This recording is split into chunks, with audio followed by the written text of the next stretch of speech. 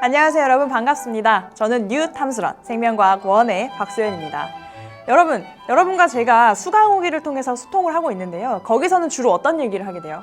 주로 이제 공부하는 그런 방법이라든지 아니면 모르는 부분, 그런 공부에 관련된 얘기를 하게 되는데, 우리가 그런 것도 중요하지만 건강 관리를 좀 소홀히 할 수가 없겠죠. 그래서 여러분들 공부하는 틈틈이 굉장히 이제 바쁘고 힘들 거 알고 있는데, 그 사이사이에 어떻게라든 짬을 내서 여러분들이 조금 운동을 하는 습관을 길러야 될 것 같습니다. 선생님도 마찬가지로 여러 가지로 바쁘고 그래서 따로 시간 내기가 어려울 때는 이렇게 양치하면서라도 스트레칭을 좀 하거든요. 이렇게 움직이면서 옆구리 운동도 좀 하고. 그래서 여러분들도 그런 생활 습관을 기르시면 나중에 좀 장기전으로 봤을 때 우리가 3학년까지 쭉 달려야 되잖아요. 그래서 그런 체력을 미리미리 좀 비축해 두시면 좋으실 것 같습니다. 자, 우리 오늘 공부할 내용에 대해서 이제 다시 얘기를 해봐야 될 텐데, 저번 시간부터 어떤 주제에 대해서 얘기를 하고 있을까요? 기억나나요?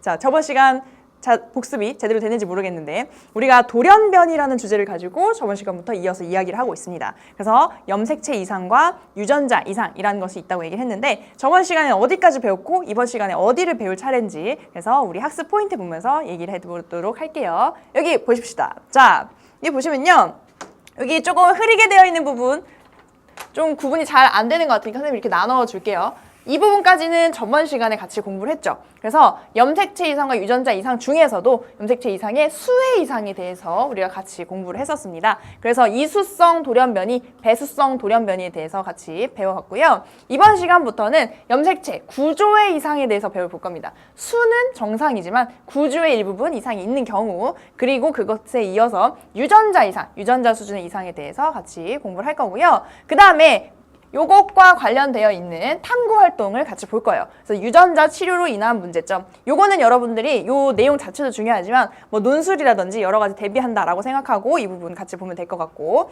그 다음에 내신 기초 문제 같이 6번까지 풀어보도록 하겠습니다. 자, 그러면 여기까지 이렇게 정리를 좀 해보고 이쪽으로 움직여서 선생님이랑 같이 내용 정리를 좀 해볼게요.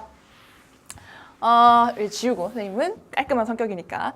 자, 일단 제목을 좀 적어보면 염색체 수의 이상, 염색체 수의 이상은 저번 시간이고 구조의 이상 할 차례죠. 구조의 이상이다. 자, 구조의 이상 저번 시간에 선생님이 이제 제목들을 쭉쭉쭉 불러주고 이 이름으로부터 어떤 이상일지 좀 유추를 해봐라 라고 이렇게 과제를 줬었죠. 그랬을 때 기억이 나는지 잘 모르겠어요. 4가지가 있었는데, 일단 중복, 그렇죠. 중복이란 게 있었고, 결실이 있었고, 역위, 전좌라는 4가지 용어를 배웠습니다. 그래서 도입만 했죠. 배웠다기보다는. 그래서 각각이 어떤 특징들을 가지고 있는지 오늘 볼 건데요. 중복 같은 경우에는 그때도 우리가 뭔가가 더 있는 것 같다. 그리고 결실은 열매 맺는 게 아니고 뭔가가 결핍, 아니면 없어졌다. 그쵸? 소실됐다. 그런 느낌으로 이해하시라 그랬고, 역위는 말 그대로 위치가 뒤집혔다. 그 다음에 전좌는 어때요? 자리가 바뀌었다. 그런데 이 전좌의 자리가 바뀌었다는 거 이따가 우리가 알고 있는 다른 현상 하나와 연관지어서 비교해서 설명을 좀 해볼게요. 자, 그러면 이렇게 이름을 통해서 대략 유출해봤고요. 실제 어떤 식으로 변하는 건지 그림을 보면서 같이 얘기해 보도록 하겠습니다. 다시 이쪽으로 따라와 보시면, 자, 요게 방금 얘기했던 게 쭉 그림으로 표현돼 있어요. 여러분들 교재에 94페이지에 나와 있는 내용이죠. 자, 그럼 보시면 별게 없어요. 사실은 이름에 다 나와 있습니다. 중복 같은 경우에는 원래 정상적으로 A, B, C, D 이렇게 있어야 되는데 중간에 C가 2개 중복되거나, 사실은 A가 중복돼도 중복이고요. D가 중복돼도 중복. B, C, D가 통째로 더 있어도 그것도 중복입니다. 여러 가지 경우가 있을 수 있어요. 아무튼 원래 있던 양에서 더 이렇게 복제되어 들어간 것, 그것이 중복이라고 할 수가 있겠고요. 그 다음에 결실 같은 경우에는, 그렇죠. 여기서 보면 D가 없어졌죠. 근데 이 중간 토막이 없어질 수도 있고 위에 부분이 없어질 수도 있어요. 아무튼 그것은 결실이라고 얘기를 한다. 자, 여기를 보시면 거꾸로 뒤집혀서 들어간 거죠. 이렇게 거꾸로 뒤집혀서. 그래서 그런 모습을 볼 수가 있고, 전좌와 같은 경우에는 잘 보세요. 이 가닥과 이 가닥은 지금 어떤 관계인가요? 얘랑 염색 분체인가? 아니면 상동 염색체인가? 둘 다 아니죠. 상동 염색체라면 여기 이렇게 마주보는 자리에 대립 유전자가 있어야 되고, 그 다음에 이 염색체 자체의 크기와 모양이 같아야 되죠. 그런데 전혀 별개의 대립 유전자들이 있고, 그리고 모양과 크기도 다른 것을 볼 수가 있겠습니다. 그래서 요거는 어떤 관계냐? 둘이 비상동, 상동 염색체가 아니라는 거죠. 비상동 염색체 관계다. 그래서 전좌의 포인트는 이거예요. 상동 염색체가 아닌 염색체 간에 이렇게 자리 이동이 일어난 것, 염색체 일부가 뒤바뀐 것이라고 생각하시면 되겠습니다. 좀 전에 선생님이 무슨 얘기를 했냐면 이 전좌와 비슷한 우리가 알고 있는 어떤 현상이 있는데 살짝 다른 부분이 있으니까 비교를 해보겠다라고 얘기를 했거든요. 자, 이렇게 좀 넓게 잡아주세요. 우리가 어떤 현상을 배웠냐면 그 감수 분열하는 과정에서요. 상동 염색체 간에 일부가 뒤바뀌는 현상, 바꿔 들어가는 현상 배운 적이 있거든요. 그걸 뭐라고 했을까요? 그게 뭐죠? 기차? 아니죠. 교차. 그렇죠. 교차에 대해서 우리가 배운 바가 있습니다. 교차는 언제요? 조금 전에도 얘기했지만 감수, 1분열, 전기. 감수, 1분열, 전기에 일어나는 현상이고 왜 뒤바뀐다 그랬죠? 우리가 이가 염색체라는 딱 붙어있는 상동 염색체가 딱 붙어있는 상태가 되기 때문에 그 사이에서 이렇게 교환이 일어날 수 있다. 그래서 이가 염색체가 형성되었을 때 그때 일어난다. 형성되었을 때. 그리고 누구와 누구 간의 교환이다. 상동 염색체 간의 교환이라고 얘기를 했었습니다. 상동 염색체 간의 유전자 교환. 염색체 간에서 일어나는 사건이 바로 이 교차였고요. 이 전자는 그런 현상이 아니죠. 그래서 비상동 염색체 간에 일어난다는 것이 다른 점입니다. 비상동 염색체 간에 일어난다. 자, 그렇게 보면 이렇게 해서 우리가 교차랑 전자는 다른 현상이라는 걸 이해하셔야 되고 교차 같은 경우에는 돌연변이 뭐 이런 것이 아니죠. 자연적으로 일어나는 현상이고 전자는 돌연변이에 해당한다라고 보시면 되겠습니다. 근데 중복 결실 같은 거는 왜 이상한지 좀 알겠어요. 중복도 뭐 더 있지만 밸런스가 맞지 않아서 그게 문제가 될 수 있다 하는 거 좀 이해할 수 있을 것 같고 결실처럼 아예 없는 것도 당연히 문제가 되겠죠. 그런데 여기나 전자는 선생님 제가 생각하기에는 그대로 위치만 바꾼 거지 얘네의 양이라든지 이런 거 뭐 없어지거나 더 생기거나 뭐 이런 밸런스가 깨지는 건 아니잖아요 라고 생각할 수도 있어요. 근데 예를 들면 이렇게 여기가 되고 전자가 되는 과정에서 유전자의 그런 발현 정도가 달라질 수도 있고요. 아예 그 경계에 있는 유전자가 파괴되는 경우도 있어요. 기능을 하지 못한다는 거죠. 그래서 그런 돌연변이가 일어날 수 있고 그 다음에 여기와 같은 경우에는 이거는 조금 플러스로 얘기해 주자면 이제 좀 고난이도를 원하는 학생들에게 여기가 일어나면 예를 들어서 이가 염색체를 형성하고 뭐 세포 분열이라고 하는 과정에서 상동 염색체가 이렇게 쭉쭉쭉쭉 매치가 돼야 되는데 이 부분하고 만약 이거 두 개가 상동 염색체 관계라고 가정을 해보면 이제 상동 염색체가 이렇게 옆에 있다. 그러면 얘랑 반대로 붙어 있기 때문에 애들이 조금 혼란을 겪습니다. 그래서 그 과정에서 또 다른 또 이제 돌연변이가 나타날 수도 있고요. 그런 문제점이 있다. 그러면 뭔가 더 붙거나 덜 붙은 거, 없어진 거 이런 거는 그냥 획형 분석으로 크기를 보면 알 수 있을 것 같은데 여기 같은 건 어떻게 알 수 있을까요? 여기는 길이의 변화는 없죠. 그래서 이런 거는 어떻게 알 수 있냐면 염색체를 염색을 해보면 전체적으로 균일하게 쭉 염색이 되는 게 아니고 중간중간 이런 띠가 나타납니다. 뭔가 이렇게 염색체별로 띠가 있는 위치가 딱 정해져 있어요. 이런 식으로. 근데 이런 띠 위치가 조금 다른 것과 뒤집혀서 붙었다든지 이런 것들을 우리가 획형 분석으로 알 수가 있는 거죠. 그런 식으로 이해를 하시면 되겠습니다. 자, 그러면 얘네들의 특징들은 여러분들 정리를 지금 다 한 것 같고 이쪽으로 와서 이 각각의 예시들을 한번 알아볼게요. 구조 이상의 예시, 유전 질환들. 구조 이상으로 인해서 생기는 유전 질환들 한번 정리해 보겠습니다. 첫 번째로 가장 유명한 거는 바로 고양이 울음 증후군이에요. 야옹, 고양이 울음 증후군. 이런 이름이 왜 붙었을까요? 그렇죠. 아이가 태어났는데 이 고양이 울음 증후군을 갖고 있는 아이는 더 고양이 소리에 가까운 그런 울음소리를 내더라. 그래서 원래 아이들 울음소리랑 고양이 울음소리 좀 비슷하잖아요. 그런데 조금 더 이제 고양이 울음에 가까운 그런 소리를 낸대요. 선생님도 좀 들어보고 싶은데 직접 들어본 적이 없어서. 자, 이 고양이 울음 증후군 이렇게 한자로는 묘성 증후군이라고 해요. 묘성 증후군을 하는데 이거는 5번 염색체 일부가 없어진 거. 5번 염색체의 결실에 의해서 일어납니다. 이런 증후군이 일어나고요. 그리고 이 경우에는 주로 유년기에 사망하게 돼요. 묘성증후군, 그죠? 고양이 울음 증후군. 자, 그다음에 두 번째는 우리 책에 소개돼 있으니까 얘기를 하는데 보통 여기까지 다루지 않는 교재들도 많이 있거든요. 이제는 윌리엄스 증후군. 윌리엄스 증후군. 이거는 7번 염색체의 결실입니다. 7번 이런 염색체의 결실로 인해서 뭐 뇌 손상이라든지 뭐 심장 기형 이런 것들이 일어날 수가 있다. 이 정도로 그냥 알아두시고요. 사실은 뭐 크게 신경 쓰지 않아도 될 그런 정도의 그 증후군이다. 하나 예시로 더 알아두시고, 세 번째는 선생님이 이것도 교재에서 다루고 있지 않아서 넘어갈까 하다가 뒤에 문제에 나와 있기 때문에 한번 소개를 하겠습니다. 세 번째로는 만성, 골수성 백혈병. 백혈병 뭔가 우리가 알고 있는 병 중에 되게 굉장히 위험한 그 치명적인 병이라는 걸 알고 있는데, 이 만성 골수성 백혈병이라는 거는 어떤 원인에 의해 생기게 되냐면 9번 염색체가 있어요. 그 다음에 22번 염색체가 있는데 이 둘 사이에서 이렇게 교환이 일어나는 거예요. 염색체 일부가 바뀌어 들어가는 거죠. 뭐죠? 뭐가 일어나는 거죠? 그렇죠. 비상동 염색체니까 전자가 일어난 거죠.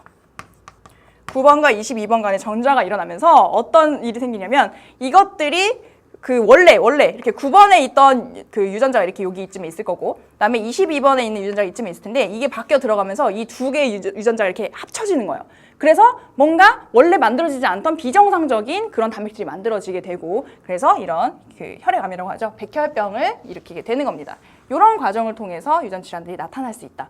이 염색체 구조의 이상도 일부가 잘린다고 해서 별거 아닐 것 같지만, 이 5번 염색체 일부가 잘려서 별거 아닐 것 같지만 그 안에는 또 수많은 유전자들이 들어있기 때문에, 이 염색체 일부에는 수많은 유전자가 들어있으니까 그게 또 이렇게 사망에 이르는 결과를 나타낼 수가 있는 거겠죠. 그래서 이런 수준의 이상도 있다 하는 거 알아두시면 되겠습니다. 그런데 염색체 구조 이상 같은 경우에는 문제가 굉장히 쉽게 나오니까 여러분들이 각각의 명칭과 이런 것들만 좀 알아두시면 될 것 같고요. 자, 그러면 염색체 수준의 이상은 여기까지 하겠습니다. 염색체 수준의 이상. 이제는 뭘 해야 돼요? 이제는 유전자 이상에 대해서 얘기를 좀 해봐야겠죠. 우리 교재로는 95페이지 얘기를 조금 해볼까 합니다. 자, 깨끗이 지우고 유전자 이상.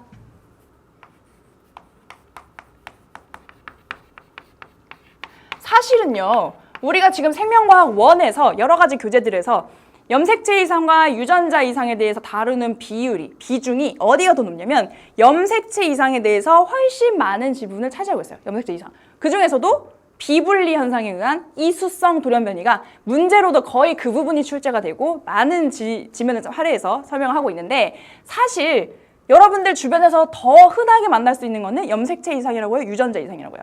그렇죠? 유전자 이상이 더 흔하게 만날 수 있다 그랬죠? 그래서 우리가 실제로 연구를 할 때도 염색체 수준의 이상보다는 유전자 이상에 대해서 더 이제 관심이 많고 더 활발하게 연구가 일어나고 있습니다. 그래서 요거를 조금 다뤄야 되는데, 근데 우리가 유전자 이상을 이해하기 위해서는 생명과학 2 내용을 조금 많이 완벽하게 이해를 해야 조금 그게 이해가 되기 때문에 여기서는 되게 간단하게, 굉장히 간단한 수준으로 다루고 있다. 그 정도로만 일단 소개를 하고요. 자, 그러면 유전자 이상은, 그러니까 다른 말로 하면 유전자 돌연변이는 왜 생기는 거예요? 원인이 뭐죠? 유전자는 뭐에 의해서 결정된다? 그렇죠. DNA의 염기 서열에 의해서 결정되는데, 그 DNA의 염기 서열, 염기의 순서, 뭐 A, T, G, C라든지 이런 것들이 딱 순서가 정해져 있는데 그 순서에 변화가 생기거나 아니면 뭐가 하나 더 끼어 들어가거나, 그래서 서열의 변화가 생겨서 유전자의 돌연변이가 일어나는 겁니다. 그래서 정리를 해보면 DNA 염기 서열의 변화에 의해서 일어난다. 이렇게 정리를 좀 해볼 수가 있고요. 그러면 이 돌연변이는 왜 일어나는 걸까요? 원인이 뭘까요? 우리 책에서는 어떻게 소개하고 있어요? 교재에서는 바로 돌연변이 유발원. 돌연변이 유발원들에 대해서 쭉 소개를 하고 있습니다. 뭐를 들고 있죠? 예를 들어서 뭐 담배 연기라든지, 담배 연기. 그 다음에 자외선, 그리고 방사선, 그리고 뭐가 있어요? 다이옥신 같은 거.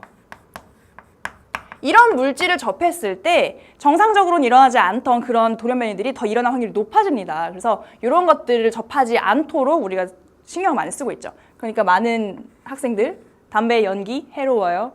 그렇죠? 그러니까 담배는 피우지 않도록 합시다. 자, 그렇게 하고, 사실 이런 유발원이 없더라도 자연적으로도 그 돌연변이가 일어날 수 있습니다. 뭐 복제 과정에서 사실 우리 몸도 이게 전지전능한 뭐 실수 없는 그런 개체가 아니기 때문에 그 DNA를 복제하는 과정에서 자연적으로 실수가 일어날 수 있어요. 그런 과정에서 돌연변이 생길 수 있죠. 그래서 이렇게 정리를 할 수가 있고, 그러면 우리가 요 유전자 이상에 해당되는 여러 예시들을 같이 정리해 볼 겁니다. 예시 유전 질환들. 유전자 이상에 의한 유전 질환들. 자, 5가지 정도 정리를 해볼 건데 각각에 대해서 여러분들이 조금 정리를 하셔야 돼요. 그러니까 무슨 뭐 원인이 뭐고 증상이 뭐고 이런 것들을 정확하게는 모르더라도 각각의 명칭을 알아두시고 그 다음에 그것들이 유전자 이상, 그 다음에 유전자 돌연변이 그 안에 속한다는 거, 유전자 수준의 이상에 의한다는 거, 그거를 이해하시면 될 것 같습니다. 주로 그 수준에서 문제가 출제되니까요. 자, 그럼 첫 번째 여러분에게 소개할 질병은 뭐냐면 뭔가요? 이름이 낫 모양. 낫 놓고 기억자도 모른다 할 때 그 낫이죠. 낫 모양 적혈구 빈혈증. 적혈구 빈혈증. 뭔가 적혈구의 모양이 낫 모양이어서 빈혈이 생기는 것 같아요. 이름의 정보를 다 주고 있죠. 맞습니다. 그래서 이 원인을 한번 정리해 볼게요. 전체적으로 원인과 증상으로 나눠서 설명을 할 건데 원인은 뭐냐면요. 적혈구 안에 들어있는 굉장히 유명한 단백질이 있어요. 산소 운반하는 역할을 하는 무슨 단백질? 그렇죠. 헤모글로빈. 헤모글로빈 단백질. 헤모글로빈을 만드는데 관여하는 그런 헤모글로빈을 만드는데 관여하는 그런 유전자에 이상이 생긴 거예요. 유전자의 염기서열 변화. 염기서열이 변화해서 그런 돌연변이가 생겨서 저런 결과가 나오는 겁니다. 그래서 증상이 뭘까요? 증상. 바로 이 헤모글로빈 유전자의 염기서열 하나 변했을 뿐인데 그 결과 암호화하는 아미노산의 종류가 달라져요. 그래서 그 결과 비정상 헤모글로빈 단백질이 만들어져요. 그래서 그 헤모글로빈 단백질이 축적된 적혈구는 모양이 어떻게 해? 원래 이렇게 동글동글 귀엽 해야 되는 이런 그 적혈구가 이런 식으로 인정머리 없는 모양이 낫 모양으로 변하는 거예요. 요렇게 변하기 때문에 여러 가지 문제가 생기는 건데, 그래서 증상은 굉장히 심각한 악성 빈혈이 생길 수 있어요. 빈혈. 어지럽죠? 악성 빈혈. 운반을 제대로 못하게 되니까 모양을 딱 봐요. 이렇게 태울 수 있는 공간이 적어 보이잖아요. 아무튼 그렇게 악성 빈혈이 생깁니다. 일단 그 헤모글로빈이라는 단백질 자체가 비정상이기 때문에 태울 수가 없다고 봐야겠죠. 그 다음에 여러분들 범퍼카 한번 생각해 볼까요? 범퍼카의 차 모양이 어때요? 이렇게 굉장히 둥글둥글하게 생겼죠. 그래서 막 차끼리 이렇게 굉장히 이렇게 이렇게 엉켜 있을 때도 잘 이렇게 하면 빠져나갈 수가 있습니다. 그런데 이 차 모양이 막 이렇게 생겼다. 이런 식으로 뾰족뾰족하게 생겼다. 그러면 혼란이 가중될 수가 있겠죠. 그런 문제가 우리 몸 안에서 일어나는 거예요. 이 모세혈관이라는 거는 굉장히 좁은데 굉장히 좁아요. 그래서 이 적혈구 하나가 줄지어서 겨우겨우 지나갈 수 있는 그런 사이즈로 되어 있습니다. 근데 여기서 적혈구가 낫 모양으로 생기면 이런 식으로 여기가 막힐 수가 있는 거예요. 그래서 혈액의 흐름을 방해하고 그 결과 장기의 손상을 일으킬 수 있습니다. 그렇죠? 그래서 그런 문제도 있을 수 있다. 혈액의 혈액순환을 방해해서 뭐가 생길 수 있다? 산소 공급이 제대로 되지 않기 때문에 장기의 손상을 일으킬 수 있다. 심각합니다. 심각해요. 그래서 이런 특징을 알아둘 수가 있겠다. 굉장히 딱 염기 하나의 변화인데도 이런 심각한 문제를 일으킬 수가 있겠죠. 자, 그 다음에 두 번째는 알비노증이에요. 알비노증. 이것도 한 번쯤은 들어보지 않았을까? 다른 말로 하면 백색증이라고 느낌이 오죠? 뭔가 백색을 띠게 된다. 정상적인 뭔가 그 정상 범주의 색깔이 있을 때 그게 아니고 그걸 벗어나 더 하얀색을 띠게 되는 것. 요거는 원인이 뭘까요? 원인. 멜라닌 색소를 만드는 그 유전자에 이상이 생긴 거예요. 멜라닌 색소를 만드는데 관여하는 어떤 유전자에 관련을 쓸까요?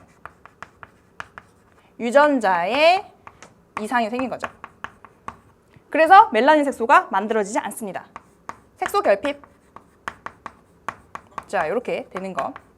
그래서 이런 경우들은 뭐 TV에서도 소개가 많이 된 바가 있고요. 그래서 요 알비노증을 가진 어떤 모델이 굉장히 매혹적이고 고혹적인 자태로 해가지고 사진 촬영한 것들이 많이 소개가 된 바가 있어서 본 학생들이 많이 있을 거예요. 그래서 보통 우리가 피부색도 우리는 조금 누르스름한 색이고 그다음에 머리카락 색깔도 까맣고 뭐 그렇잖아요. 그런데 그런 사람들은 피부가 굉장히 창백하고 하얘요. 창백할 정도로 하얘입니다. 황인종임에도 불구하고 그렇고요. 심지어 흑인도 하얀색이에요. 그다음에 머리 색깔은 이제 심한 경우에 거의 백색에 가까운 그런 백발에 가까운 금색, 금발이라고 얘기를 하고요. 눈 색깔도 요런 증상도 그 범주가 굉장히 여러 스펙트럼이 다양한데 그중에서 심한 경우는 이 눈동자에도 색소가 있잖아요. 그래서 여러분들 눈동자 색이 나타나는 건데 그 색소가 결핍돼서 그 뒤에 있는 모세혈관에 빨간빛이 비칩니다. 그래서 눈이 빨갛게 보이는 그런 경우도 있을 수 있어요. 그래서 그런 증상 뭐 흰 피부나 뭐 모발색, 그다음에 붉은 눈, 뭐 이런 쪽의 증상이 나타날 수 있죠. 이렇게. 그래서 다양한 생물에게서 알비노증이 다양하게 나타납니다. 사람뿐만 아니라 뭐 여러 가지 생물에서. 그래서 이런 것들도 알아볼 수가 있겠고. 그다음에 세 번째, 이쪽에 와서 한번 얘기를 해볼게요. 세 번째는 페닐케톤요증이라는 거예요. 요건 좀 생소하죠. 페닐케톤요증.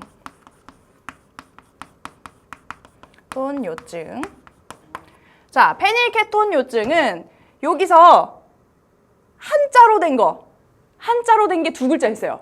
증 한자겠죠. 뭔가 병세 얘기할 때. 그 다음에 뇨겠죠. 이거 뇨는 무슨 뜻이에요?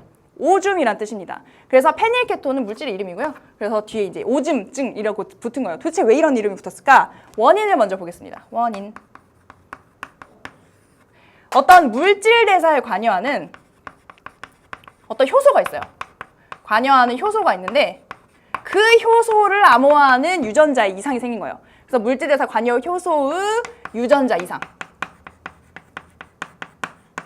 뭔가 돌연변이가 생긴 거죠. 그래서 그 효소가 제대로 기능하지 못하는 겁니다. 그래서 페닐알라닌이라는 물질이 정상적으로는 더 이 물질 대사가 진행돼서 단백질 대사라고 하거든요. 단백질의 대사, 물질 대사. 그게 더 진행이 돼서 얘가 분해가 돼야 되는데 분해되지 못하고 계속 몸속에 축적되는 거예요. 우리 체내에 축적돼서 문제가 생깁니다. 그래서 그런 반응을 우리가 요 페닐케톤요증이라고 하고요. 그래서 증상은 이 물질이 축적되는 게 뭐 얼마나 문제가 될까라고 생각할 수 있지만 지적 장애가 올 수 있어요. 지적 장애. 그리고 간질도 올 수 있답니다. 그래서 이런 경우가 있을 수 있다. 그래서 이게 세 번째 증상이고요. 세 번째 질환. 네 번째 질환은 뭘까요? 우리 교재에서 뭐라고 얘기하고 있나요? 낭성섬유증.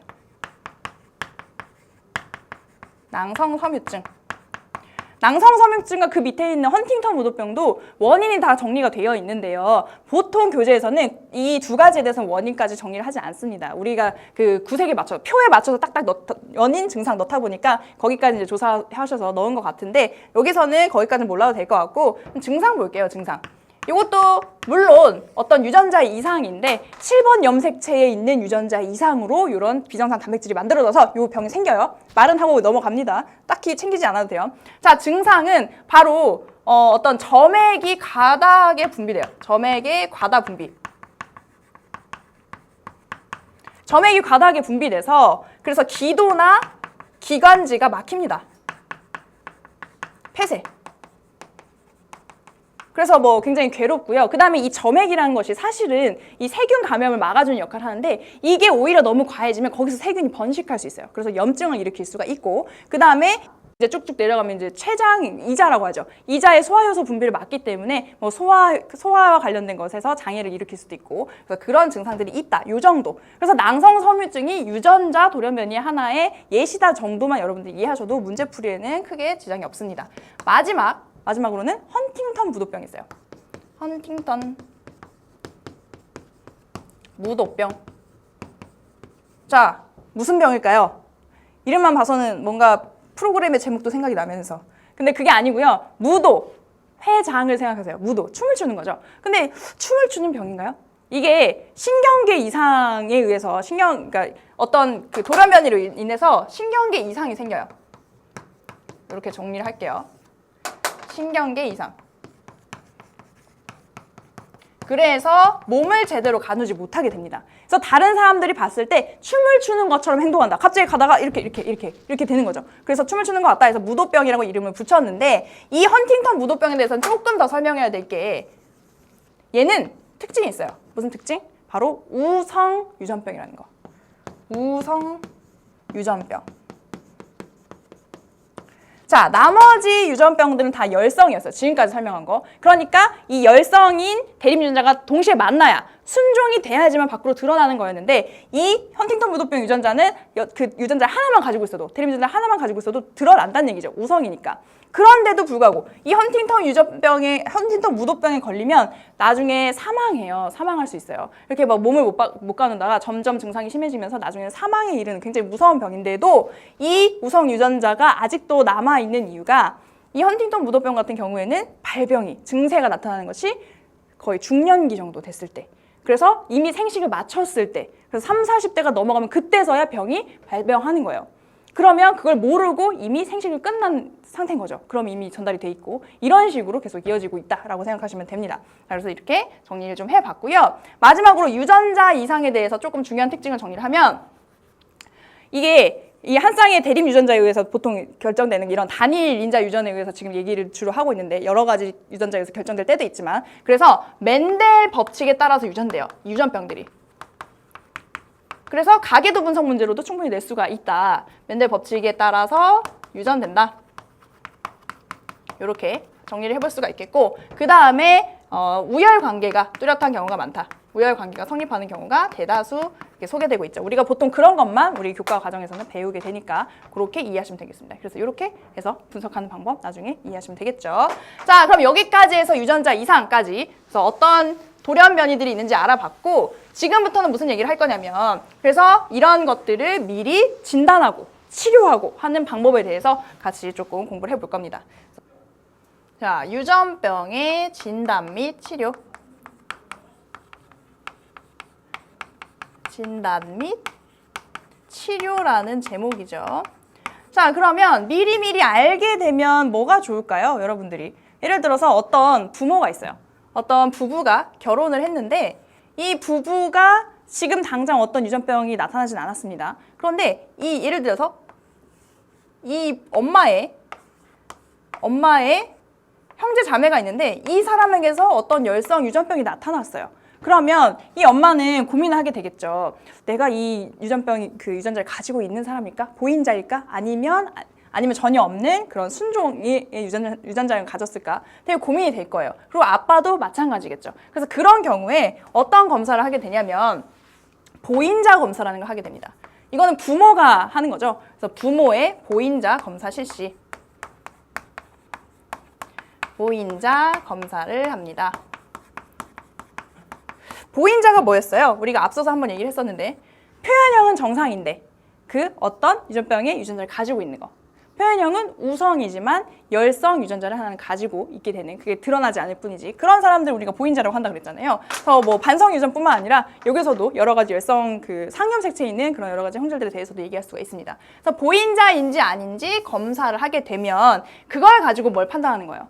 어떻게 할 수 있는 방법은 없는데 임신을 할 것인지 말 것인지 판단하는 데 도움을 주게 되는 겁니다. 그래서 임신에 대해서 결정하는 데 도움이 된다. 임신 결정에 도움이 된다. 그래서 굉장히 너무 치명적인 경우에는 이렇게 해서 부부가 판단을 할 수가 있겠죠. 그다음에 두 번째는 어떤 방법이 있냐면 바로 태아에 대해서 검사하는 겁니다. 태아 검사. 자, 태아에 대해서 어떤 것들을 검사할 수 있을까요? 예를 들면 어떤 유전병에 걸렸을 때만 검출되는 어떤 물질이 있을 수 있어요. 그런 것들이 나오는지 안 나오는지 검사하는 생화학적 검사가 있을 수 있죠. 생화학적 검사. 물질을 검출한다는 얘기예요. 그래서 이런 것들이 있을 수 있고요. 아니면 무슨 검사 있죠? 우리가 그런 염색체 수준의 이상을 검사하는 방법 그렇죠. 핵형 분석을 통해서 염색체 수준의 이상을 직접적으로 이렇게 알아낼 수 있는 방법이 있습니다. 자, 그럼 이 태아 검사를 하는 방법에는 두 가지를 크게 얘기를 할 수가 있는데 첫 번째는 양수 검사. 그리고 두 번째는 육모막 검사입니다. 이건 방법적인 측면이죠. 검사. 자, 이 두 가지 검사 방법은 하는 방법이라든지 아니면 시행하는 시기가 조금 달라요. 그래서 그거는 우리 교재에도 있는 내용이지만 그림을 보면서 한번 얘기를 해보도록 하죠. 짠! 이쪽에 보시면 자, 일단 위에 있는 그림이 바로 우리 양수검사의 그림이죠. 여기 보시면 아기가 굉장히 좀 많이 자란 상태예요. 많이 자란 상태 14주에서 16주 정도 된 태아일 때 우리가 여기서 양수를 채취하게 됩니다. 그러면 이 양수는 대부분이 이런 액체 성분이지만 그 안에 일부 이 아이로부터 유래한 그런 세포, 태아의 세포들이 둥둥둥 떠 있을 수 있거든요. 그래서 그 안에 태아의 세포가 있을 수 있는데 그거를 원심 분리해내면 이렇게 빨리 돌린다는 얘기죠. 이렇게 빠르게 돌리면 무거운 세포는 가라앉고 위에 양수액이 뜨게 됩니다. 그럼 이 양수액을 가지고는 이런 생화학적 검사를 실시할 수도 있고요. 태아의 세포는 이렇게 배양을 해요. 왜냐하면 이 안에 들어있는 양이 충분하지 않기 때문에 그거를 굉장히 오랜 시간 동안 이제 배양을 하게 되면 요거를 통해 색형 분석해서 우리가 염색체 수준의 이상을 알아볼 수가 있는 거죠. 요게 첫 번째 그 양수 검사 방법이고요. 그 밑에 보시면 이건 육모막 검사의 과정이에요. 그런데 주수를 조금 봐주실까요? 그러면 아까보다 조금 주수가 내려간 걸 볼 수가 있겠죠. 그래서 조금 더 초기에 실시할 수 있는 방법이고 어떻게 실험적 방법이 다르냐면 이 태아 여기서부터 이제 뭐 양수를 뽑는다거나 그런 게 아니고 여기 있는 육모막 돌기 일부를 채취를 합니다. 그런데 이거는 태아고 우리가 태아의 이상을 검사하고 싶은데 이거는 엄마 세포 아니에요? 라고 생각할 수 있지만 이것도 태아로부터 유래한 세포이기 때문에 유전자 조석이 같습니다. 그래서 이 육모막 돌기 세포를 추출해서 그래서 그거를 그걸 통해 색형 분석할 수 있는데 그러면 이렇게 세포 배양을 하거나 이런 과정이 굉장히 단축이 돼요. 그래서 거의 뭐 수시간 안에 이런 색형 분석 결과를 얻을 수 있다는 그런 차이점이 조금 있다는 거 여러분들이 이해하시면 될 것 같습니다. 그래서 이렇게 두 가지 방법으로 검사를 할 수 있다 하는 거 보시고요. 그 다음에 지금 태아 상태일 때도 이런 검사를 실시할 수 있지만 그럼 미리미리 마음의 준비를 하거나 할 수 있는 거죠. 그 다음에 세 번째로는 어떤 검사 방법이 있는가? 태어나서 실시하는 신생아 검사가 있어요. 신생아 검사. 요거는 말 그대로 태어난 다음에 그런데 뭐 핵형 분석 같은 거는 이미 태아일 때 많이 했을 수 있고 이 신생아 검사에서는 어떤 걸 검사를 하게 되냐면 주로 생화학적 검사를 하게 됩니다. 주로 생화학적 검사를 통해서 어떤 대사 이상이 있는지 그런 것들을 검사하게 되는 거죠. 대사 이상. 그래서 아까 배운 그 유전 질환 중에 어떤 게 대사 이상에 관련된 질환이 뭐가 있었어요? 페닐케톤요증이 있었잖아요. 그게 페닐알라닌이 축적돼서 생기는 대사 이상이었는데 그런 것을 미리 초기에 그 신생아 검사를 통해서 발견한다면 어떻게 그걸 예방할 수 있을까요? 페닐알라닌이 축적돼서 문제가 되니까 페닐알라닌이 안 들어간 음식을 먹으면 되겠죠. 그래서 페닐알라닌의 섭취를 제한합니다. 그러면 우리가 정상적으로 발달을 할 수 있게 되고 그런 장애 같은 것들이 오지 않게 우리가 미리미리 관리를 좀 할 수가 있는 그런 부분이죠. 그래서 이런 것들도 필요하다라고 여러분들 이해하시면 될 것 같고요.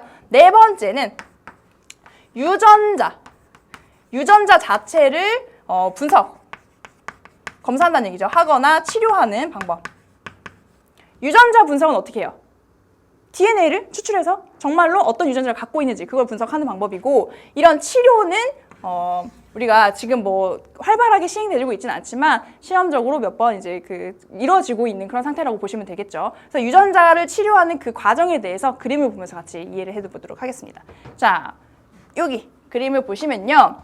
우리가 유전자라는 거는 굉장히 작은 단위이기 때문에 이걸 뭐 어떻게 눈으로 확인해서 뭐 내가 넣고 빼고 이게 안 돼요. 그래서 어떤 방법을 쓰냐면 정상 유전자를 일단 구합니다. 정상 유전자. 지금 어떤 사람의 인체에 어떤 유전자가 비정상이어서 고통받고 있는 경우에 정상인 유전자를 있다. 뭐 다른 사람으로부터 채취를 하든지 해서 구해서 이거를 바이러스의 DNA에 넣어줘요. 이 바이러스는 운반체 역할을 하는 거예요. 나중에 이 바이러스가 이 환자의 세포에 감염이 되면 그 환자 세포의 DNA 안으로 이렇게 쑥 끼어 들어갑니다. 그런 성질이 있기 때문에 그걸 이용하는 거죠, 우리가. 그래서 이 환자로부터 얻어낸 이런 세포에다 이걸 감염시키면 그 정상 유전자가 여기 중간에 끼어 들어가게 되는 거죠.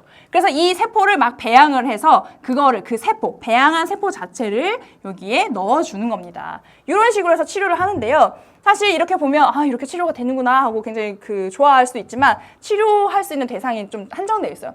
그리고 이 효과도 한정적이죠. 왜냐하면 이렇게 해서 배양해서 넣어주는 이 세포의 수명이 제한적이에요. 수명이 제한적이고 이렇게 넣어주는 거 외에 다른 세포들은 다 계속 비정상적인 유전자를 발현하고 있는 상태고 그리고 또 유전이 되지 않습니다. 이렇게 치료된 성질이 유전되지 않는다 하는 거, 그런 것들 가질 수 있고, 그다음에 여러 가지 문제점이 생길 수 있는데요. 건강상의 문제점을 치료하기 위해서 유전자 치료를 했는데 오히려 문제가 발생할 수 있어요. 그런 문제점에 대해서 탐구 활동에서 이어서 한번 보도록 하겠습니다. 97페이지인데 97페이지 내용 이렇게 뭔가 글이 많아요. 근데 이 부분은 여러분들이 좀 이런 식의 주제로 국어에서 비문학 지문으로도 나올 수 있고요. 그 다음에 좀 논술 주제 같은 걸로도 준비를 해볼 수가 있겠죠. 선생님 그래서 문단별로 그 내용 한번 끊어봤으니까 한 번씩 살펴보고 지나갈게요. 자, 자료 1. 유전자 치료에 대해 설명하고 있어요. 유전자 치료란 비정상 유전자를 정상 유전자로 대체하여 유전자 결함을 치료하거나 새로운 기능을 추가하는 치료법이다 하고 유전자 치료가 무엇인지 설명하고 있고요. 조금 전에 그림으로 봤던 걸 글로 풀어놨다라고 얘기할 수 있습니다. 그래서 여기는 이제 기술적인 방법들이죠. 정상 유전자를 바이러스의 유전자에 삽입한 다음, 근데 그 바이러스는 독성을 제거해야 우리 몸에 문제 일으키지 않으니까 그런 바이러스에 삽입한 다음에 이 바이러스를 환자의 세포에 일부러 감염시켜요.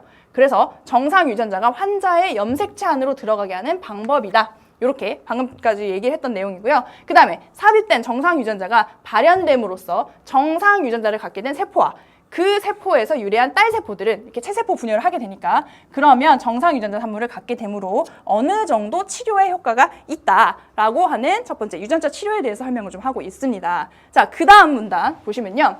유전자 치료에는 체세포 유전자 치료와 생식세포 유전자 치료가 있다 하고 두 가지 종류로 소개를 하고 있죠. 자, 유전자 치료의 종류에 대해 얘기합니다. 그래서 체세포 유전자 치료는 특정 기관이나 조직에 생긴 유전자 결함을 딱 그 체세포 부분에 이렇게 치료하는 거고요. 생식세포 유전자 치료는 난자나 정자, 수정란을 사용해요. 그래서 교정된 유전자를 갖춘 개체를 만드는 그런 치료 방법입니다. 그래서 생식세포 유전자 치료를 하게 되면 다음 세대에 그 유전적 변화가 전달될 수 있다. 그래서 심각한 사회적, 윤리적 논란이 되고 있어요. 왜? 내가 디자인한다는 거죠. 자녀를, 유전 정보를. 그래서 그런 측면에 논란이 되고 있습니다. 자, 그리고 여러 가지 위험 가능성도 있어요. 그럼 어떤 위험 가능성이 있는지 소개를 하고 있겠죠. 첫 번째는 여기 보시면 면역 거부 반응이 일어나는 경우가 있어요. 내 세포를 넣어줬는데 그 부분에서 거부 반응이 일어날 수 있다. 그래서 사망할 수 있어요. 그런 이제 좀 극단적인 사례지만, 그리고 또 한 가지 반응은 바이러스를 이용해서 삽입할 때 암을 유발할 수가 있어요. 암이 왜 유발되죠? 우리가 평상시에는 그 유전자들의 발현이 얼만큼씩 이제 뭐 산물을 만들어낼지 굉장히 정교하게 조절이 되는데 이런 것들이 중간에 껴들어가면서 발현 과정이 굉장히 달라질 수 있어요. 그래서 조금씩 발현돼야 되는 어떤 유전자가 굉장히 막 갑자기 촉진될 수 있는 거죠. 그러면 어떤 세포 분열을 촉진한다든지 해서 암을 유발할 수도 있습니다. 이런 문제점들을 나타내고 있다. 그래서 이 레트로바이러스의 대안으로 아데노바이러스로도 연구를 하는 중이지만 아직 완벽하지 않은 수준이고요. 자, 그다음에 자료 2를 한번 보시면, 자, 요것과 관련된 내용을 하고 있죠. 자, 그래서 비정상 유전자에 의한 여러 가지 이런 사람들에 대해서 유전자 치료를 해서 후손에게 물려주지 않게 될 가능성이 높아지고 있다. 아까 후손에게 이런 교정된 걸 물려주는 거는 생식세포 쪽에서 이렇게 변화가 일어나야 가능하다 그랬죠. 그래서 초기 발생 중인 배에 들어간 정상 유전자는, 그러니까 아까 수정란과 비슷한 그런 맥락이라고 보시면 돼요. 초기 발생 중이기 때문에 이것에 껴들어가면 그 이후에 세포 분열을 통해서 만들어진 그런 세포들은 다 그런 정상 유전자를 갖게 되는 그런 특성을 갖고 있습니다. 그러다 보면 이 정상 유전자가 들어있는 세포들이 생식세포도 될 수 있거든요. 생식기관도 이룰 수 있으니까. 그럼 거기서 생식세포가 만들어지게 되고 그래서 후손에게 유전될 수 있다 하는 거예요. 그래서 몇몇 비평가는 이걸 좀 위험하다고 생각하는 거죠. 이렇게 염색체를 유전적으로 변화시키는 것은 아이를 원하는 대로 디자인할 수 있는 위험성이 있다라고 지적하고 있습니다. 그래서 마지막 문단은 어떤 얘기를 하고 있나요? 그래서 생물 윤리학자들, 윤리적인 문제를 우리가 같이 생각하지 않을 수가 없어요. 그래서 미래 세대의 유전자를 우리가 인위적으로 바꾸는 거는 많은 윤리적인 문제를 안고 있으며 이것이 과연 적절한 것인가를 연구를 하고 있습니다. 그래서 태아의 유전자를 바꾸기 위해서는 환자의 동의를 얻어야 된다고 주장하는데 이게 가능한가요? 태아가 환자인데요? 그러면 그것이 불가능하기 때문에 지금 또 여러 가지 문제가 발생하고 있다. 이렇게 굉장히 논리적으로 유전자 치료의 문제점을 서술하고 있는 것이죠. 그래서 여러분들이 한 번씩 꼭 읽어보시고 논점을 파악해 보시기 바랍니다.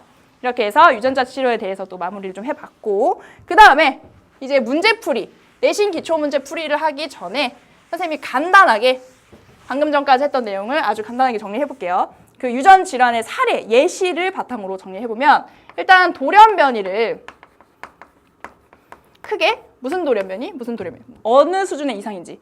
그래서 염색체 수준의 이상과 유전자 이상을 다뤄봤습니다. 그리고 염색체 수준의 이상은 크게 또 나눠서 수의 이상과 구조의 이상이 있었죠. 자, 이랬을 때 이 각각의 예시에 대해서만 정리를 할게요. 그러면 수 이상의 예시들로는 다운 증후군, 그 다음에 클라인펠터 증후군,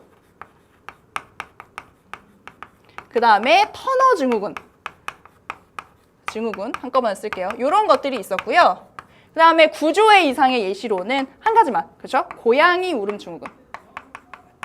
고양이 울음 증후군 있었습니다. 자, 그 다음에 유전자 이상으로는 난모양 적혈구 빈혈증이라든지 아니면 알비노증이라든지 그 다음에 페닐케톤요증이라든지 이런 것들이 유전자 이상의 예시로 우리가 같이 공부를 했다. 그러면 이제 요걸 바탕으로 내신 기초문제 한번 풀어볼게요. 자, 봅시다. 여기. 자, 내신 기초문제 1번. 첫 번째, 유전자 돌연변이. 뭐의 본체인 뭐의 이상이 생겨 나타난다. 그렇죠? 노란색으로 써볼까요? 유전자의 본체인 어디에? DNA에. 근데 DNA라고 얘기를 해도 되고요. DNA 염기 서열이라고 해도 괜찮을 것 같아요. 그래서 이런 부분에 이상이 생겨서 나타난다. 그 다음에 알비노증. 무슨 색소인가요? 아까 얘기했는데. 그렇죠? 멜라닌 색소. 멜라닌 색소를 만드는 어디에? 유전자에